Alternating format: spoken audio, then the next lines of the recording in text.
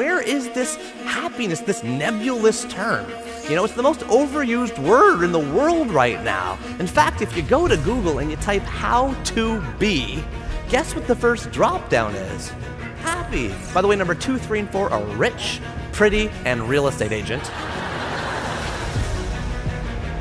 No wonder there's this big happiness industry. We want it more than anything else, but it ain't that easy to find.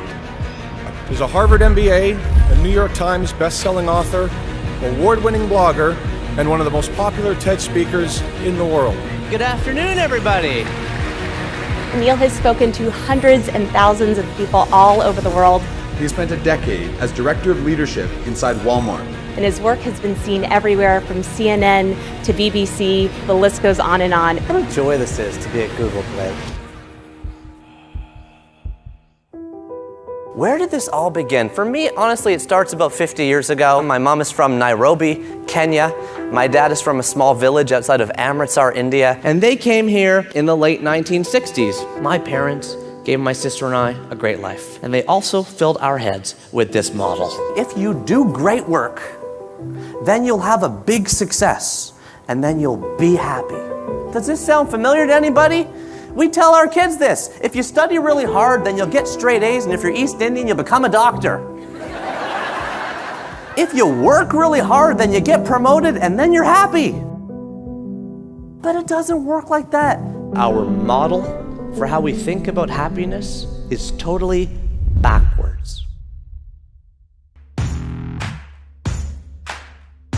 One of the most popular TED speakers of all time, the author of The Book of Awesome. More than 1 million copies worldwide. Best-selling author of The Happiness Equation. There's a book that will change how you think about everything.